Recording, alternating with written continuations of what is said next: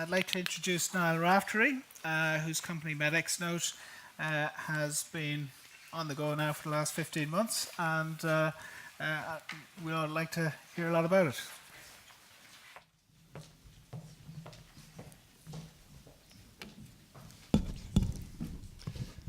How you doing, everybody?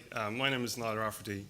About 18 months ago, I was a radiographer. Well, actually, I still am a radiographer. And when I was working in a hospital, I was in charge of the PAC systems. So if anyone doesn't know PAC systems, before we used to have X-rays. You held them up to a light, and you could read them. Then they went on computers. I thought, that's cool. I want to get involved in that. So I trained up, and I was a PACS manager in the hospital. And I had some problems. I found working in a big, huge hospital, it was very, very difficult to contact anybody. Sometimes I needed to contact doctors to come down for training. I'd lift up the phone, dial their pager number, dial dial my phone number, hang up the phone, and just sit back and wait. And at the time, I had a lot of kids, and I used to just have a coffee and wait for them to ring back. Sometimes they would, sometimes they wouldn't. But it was a real big problem, and it got more serious if we were going to do PACS downtime. So I wanted to talk to all the doctors in the hospital saying the PAC system is down tomorrow between 2 a.m. and 3 a.m. And what I found I had to do was page blocks of 10 doctors at a time. It was like fishing. You'd hope that maybe 2 or 3 might ring back. So you'd page 10, and then you'd be like, who are you? And you wouldn't know who they were, and it was just crazy. And then one day I was down in our A&E department, and I noticed that we had a system to connect our X-ray system to the system in Tala Hospital. And the system was down, and I couldn't understand that nobody had contacted me saying, Niall, the link to Tala is down, the MedWeb system it was called. And I was worried, and I asked the people in A&E, what's going on? Like, how come people aren't knocking my door down like you were 5 years ago? And they said that, well, actually, Niall, if a patient comes in with a fracture, say a fractured wrist, we take out our iPhone, we take a picture of the X-ray, and then we text it to the orthopedic surgeons in Tala, and they can look. And some of you were laughing, and I was like, God, that's really great. Maybe I'm out of a job here, so what am I going to do? And really, functionally, it is very good. You can take out your phone. The cameras are fantastic. They're getting better every day. You can take a picture of the X-ray. You can send it to the orthopedic surgeons. They have it at the point of care. They can text back saying, oh, we'll see the patient in the clinic tomorrow. Or actually, no, we need to operate on that patient, so let's get him up and we'll do some surgery tonight. And this kind of got me thinking, there's something here that the mobile is really serving a need, and it's making a difference. But the problem is it's not secure and it's not safe, and it's happening outside official electronic record. So I wanted to do something about it. And then, luckily enough, I got onto the NDRC program in the Digital Hub, did some research, and we found that this problem, I thought it was just in NACE, then I thought it was in Dublin, and then I thought it was in Europe, and then I figured it's actually everywhere. Some of the feedback we got, one cardiologist told me that a lot of messages he gets on his texts, by text actually, is rhythms, wounds, and X-rays. And I was like, what do you mean rhythms, wounds, and X-rays? And he said, well, rhythms are pictures of ECGs, wounds are pictures of the patient post-surgery, wounds on the patient, and X-rays, just what I talked about earlier. And the problem with this is that people are using consumer text applications, and they're using WhatsApp and Viber, consumer messaging applications, and these are not secure. They're not secure, they're not compliant. You end up with a photograph of the patient on your phone. If you send it by text, it's at all the different points in the mobile communication network, and there's also another copy on the receiving doctor's phone. Some doctors, you look at, most doctors here won't show me their phones because they know what's on it. There's a picture of your wife, your child, maybe your beautiful house, and then there's an ulcer or an X-ray or barium enema or something horrible. And so we wanted to do something about it. And what we did is we developed, and as I said earlier, this problem not just exists all around the world, but except for one place, and that place is Blackrock Clinic, where next week we're going live with MedXNote, and so as our first customer. So I want to just do a kind of quick run through of how the system works. I plan to do a live demo, but I'll just show you some screenshots.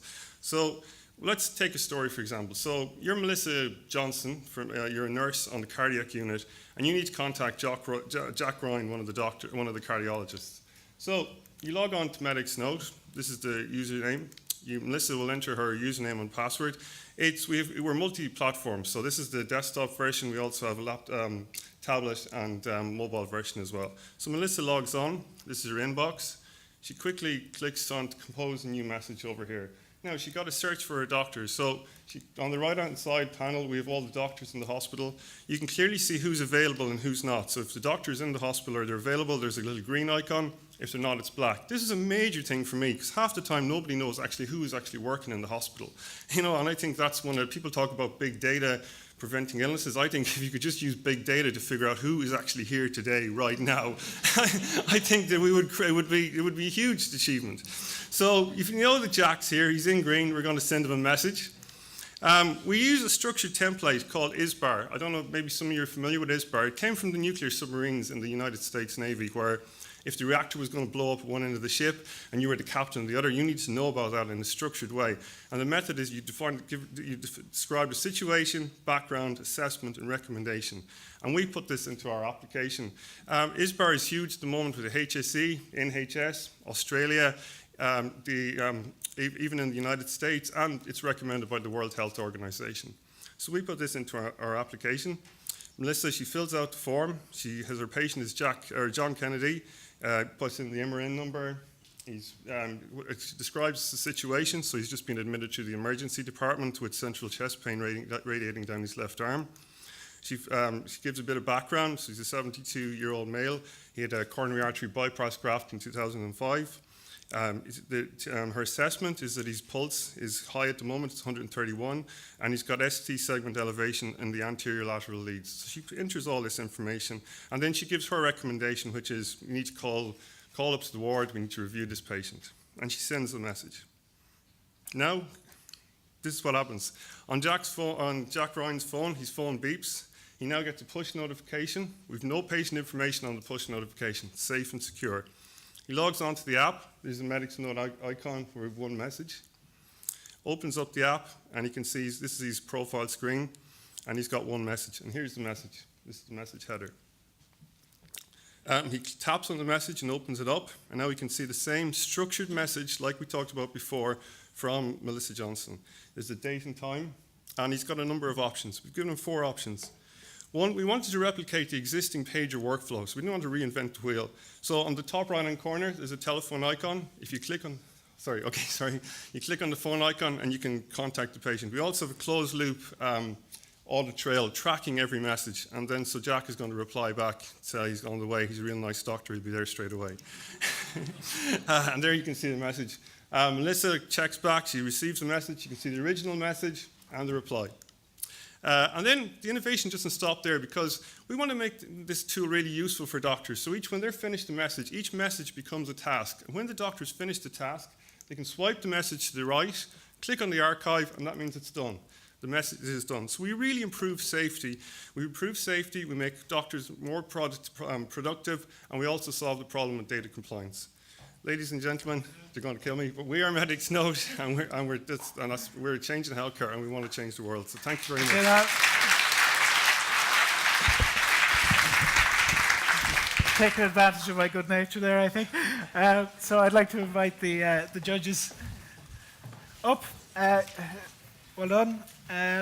I'm going to ask a question really quickly. Yeah. I think this is brilliant, and what I really want to know is this something, you say the Blackrock Clinic has got it, and you probably know what question I'm going to ask. Is this something that the data that's entered, can that also, what I want to see is that's also going to be able to be read in Beaumont if a scan goes to Beaumont, and so is that part of your plan, that it's going to be something that's going to be connected between the different hospitals? Yeah, we want to connect everybody, not just people in the hospital, but everyone throughout the hospital. But what's happening right now is because all the systems, the big companies, like the big healthcare companies, put systems into the hospital, the data's in a silo and it doesn't move around. So the doctors, to get around that, their workaround is to use their mobile phone to text or send messages to each other. Yes. But we want to create a network effect, and it's highly scalable, and we believe we can connect with everybody. Well, I really like the safety aspect. I like the fact that somebody has to pretty much sign off that they've performed that. And we're handing over the information from one medical staff to another in a structured way with a full audit trail. Yeah, and so that's safety. We're going to really improve patient safety. Absolutely, well done. Mark? It would seem that systems integration would be absolutely paramount of importance. I mean, I was struck by the Melissa Johnson typing a lot of things that already existed in the EMR, so why should she have to retype the heart rate when it could be pulled right in? How could you approach the diversity of different hospital systems, electronic medical record vendors, et cetera? Yeah. So basically, we're early stage. This is our first version, but that's definitely on our roadmap. We have a HL7 engineer.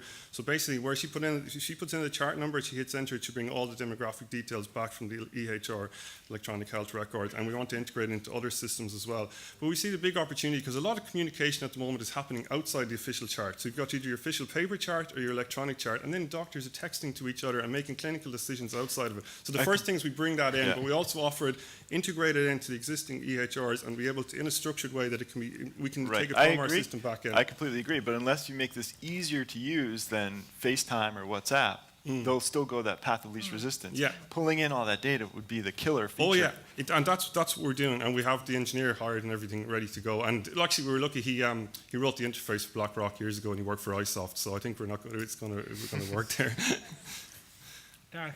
And have you spoken to GPs about it? I mean, as a GP, trying to get through to hospitals is the bane of our lives, and sure, you know, the rheumatologist in the room might be kind of, you know, waving that. No, but no. So, you know, so there will be obviously a huge demand for this type of service. Yeah. I mean, there is a health mail, a secure email being developed that's looking to integrate.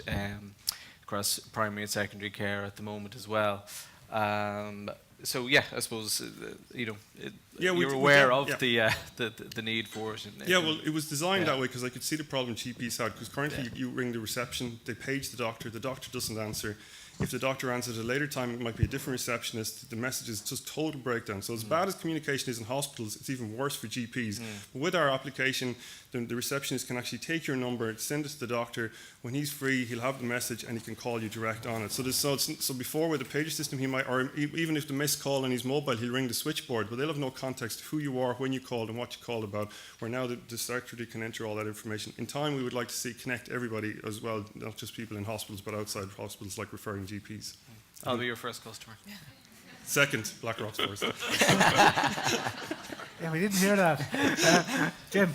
But I'd love you to be the second customer. Fantastic. So absolutely inspirational. You know, your energy is just fantastic. There's a question on I toned it down today. I was told to calm down. There's a question, for those that don't, there's a question on the list that says likely to still be around in 2 years, and whether we like it or not, this application will be around in 2 years and will be implemented, because I just watched you just really mature from your first pitch to what you've done today. Exciting to see you go into BlackRock. And I think you're pretty determined to bring this into the market, so compliments to you. So I guess, you know, my big comment or question is you know, is your confidence around pricing it, you know, being able to price it right.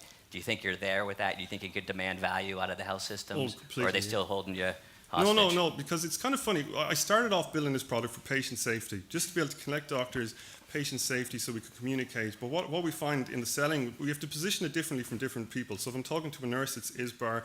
If I'm talking to a doctor, it's the functionality, being able to swipe to your message. But talking to a CEO of the hospital, it's the compliance. You have to play up on the compliance. And then and that is a worry. It's an immediate need. So you're looking for an immediate need at a hospital level. And they know that stuff is happening in an uncompliant way, so it gets you in the door. In terms of compliance, we're validating, but we're looking around. We have I can talk about numbers if you like, but we have validated, maybe not, but we have validated a pricing model. We're looking at different tiers for maybe the first 100 users, which was a break even, so we need to have a minimum of 100 users. After that, it's profit. And we also have we want to get people onto an enterprise license. If you think of, they're roughly spending about 60,000 a year anyway on the existing pager systems. If you look at that, we have a study in St. James's Hospital, actually is our second pilot site. We're building out, with Microsoft app we're building for that because they have Microsoft phones.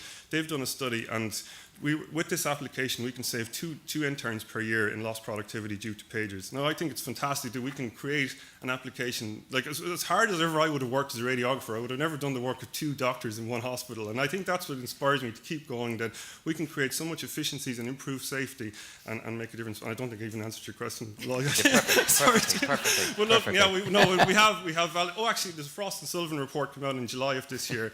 The market is going to be worth $240 million for secure mobile communication, smartphone communication in healthcare by 2018. Roughly, they reckon an average spend of about $40,000 per site. We think we can squeeze more out of that. We've got better features, and we're delivering real value for money. Okay. Okay. Niall, just on that, actually, if the market is that big, there must be other players Yeah. in it.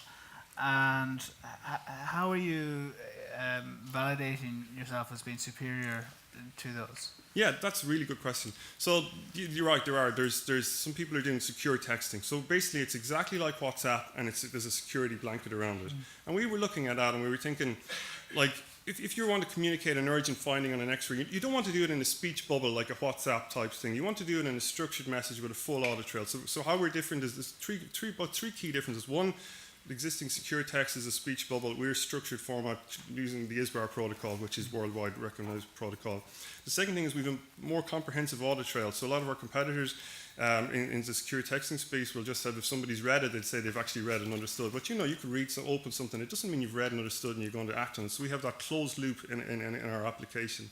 And then they're two of the main features why we're different. And as well as that, we're doing images as well. But a lot of the competitors we have in the secure space, they delete images like Snapchat. But we believe that a medical image, it's legally supposed to be required to be able to be kept. So if somebody takes a photo of a cardiologist of a wound, you don't want that deleting after 7 days. You want to be able to capture it in a way which we are DICOM format, so it's digital image communication in medicine, and we can import that into an existing PAC system. Going back to your question on integration earlier, because we really thought deeply about integration, not just on a text level, but also on an image level. What we're doing next. So okay. I think that might answer that. Great. Now, so last. Sorry to interrupt. Yeah, we're done. Okay. Well, if anybody wants, so one thing, we're also having an investment round open, and if anyone wants to talk to me, no, but seriously, we do. We've closed a little one at the moment, but in the new year we will, and we want really investors with domain knowledge, and if anyone wants to talk to us. Also, if your hospital are worried about texting or using unsecured apps, talk to us as well. We'd love to have you on board. Thanks very much.